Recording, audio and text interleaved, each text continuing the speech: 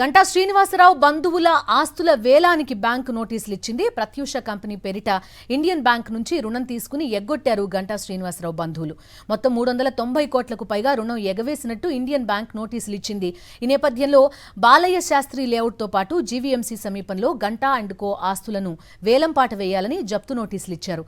అంతేకాదు పద్మనాభం మండలం అయినవాడ వద్ద స్థిరాస్తిని కూడా స్వాధీనం చేసుకుంటున్నట్టు బ్యాంక్ నోటీసుల్లో తెలిపింది. ప్రత్యూష కంపెనీ పేరిట గతంలో కూడా బ్యాంకుకు టోకరా పెట్టారు గంటా బంధువులు. పూర్తి డీటెయిల్స్ అందిస్తారు మా కరెస్పాండెంట్ నాయుడు, లైవ్లో సిద్ధంగా ఉన్నారు. నాయుడు, చెప్పండి, నోటీసులు ఇచ్చిన ఇది కూడా క్లిప్ కూడా మనం ప్రస్తుతం చూస్తున్నాం. ఏముంది నోటీసుల్లో? వేలం వేయబోతున్నట్టుగా తెలుస్తోంది, డీటెయిల్స్ ఏంటి? బిందు, మాజీ మంత్రి గంటా శ్రీనివాసరావుకు బ్యాంకు నుంచి తీసుకున్న రుణాల ఎగవేత కేసులోని ఇండియన్ బ్యాంకు నోటీసులు జారీ చేసింది. ఈ నెల వచ్చే నెలని బ్యాంకు నోటీసులు వచ్చే నెల 16వ తేదీన బ్యాంకు నుండి తీసుకున్న రుణాలకు సంబంధించి జప్తు చేస్తున్నట్లు అందులో క్లియర్గా పేర్కొంది. 2016 సంవత్సరంలో గంటా శ్రీనివాసరావు ప్రత్యూష కంపెనీకి సంబంధించి రుణాలను తీసుకున్నారు. అది వడ్డీతో కలిపి నేటి వరకు 390 కోట్ల రూపాయలకు చేరుకుంది. ఈ నేపథ్యంలోనే ఇండియన్ బ్యాంకు గంటా శ్రీనివాసరావుకు ఆయనతో పాటు మరో 8 మంది డైరెక్టర్లకు కూడా నోటీసులను పంపడం జరిగింది. గంటా శ్రీనివాసరావుకి అనేక సందర్భాల్లో ఈ నోటీసులు పంపినప్పటికీ కూడా ఆయన ఏమాత్రం కూడా స్పందించకపోవడంతో ఈ నోటీసులు పంపినట్టు అందులో క్లియర్గా పేర్కొంది. అందులో అయితే 3 ఆస్తులను తనఖా పెట్టి డబ్బులు తీసుకున్నారో బ్యాంకు నుంచి, వాటి 3 ఆస్తులను కూడా తాము ఎలా వేస్తున్నట్లు కూడా అందులో పేర్కొంది. జీవీఎంసీ దగ్గర ఆస్తితో పాటు పద్మనాభం మండలం అయినపల్లి దగ్గర ఉండేది, అలాగే బాలయ్య శాస్త్రి లేఅవుట్లో ఉన్న 3 ఆస్తులను కూడా తాము ఇప్పటికే స్వాధీనం చేసుకున్నామని వచ్చే నెల 16వ తేదీన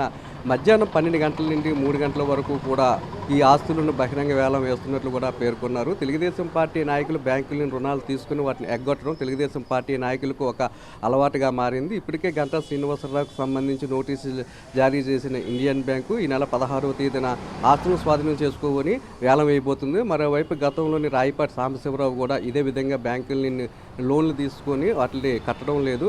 అంతకుముందు కూడా సుజనా చౌదరి కూడా ఇదే తరహాలో బ్యాంకు నుండి లోన్లు తీసుకున్నారు. అలాగే రాయపాటి సాంబశివరావు, సుజనా చౌదరితో పాటు మరొక నేత తెలుగుదేశం పార్టీకి అనుబంధంగా వ్యవహరిస్తున్న రఘురామ కృష్ణరాజు కూడా ఇదే తరహాలో బ్యాంకులను మోసం చేసి అధికారాన్ని అడ్డం పెట్టుకొని బ్యాంకుల మీద ఒత్తిడి తెచ్చి అనేక సందర్భాల్లో వీరంతా కూడా లోన్లు తీసుకొని వేల కోట్ల రూపాయలు బ్యాంకులు మోసం చేయడం జరిగింది.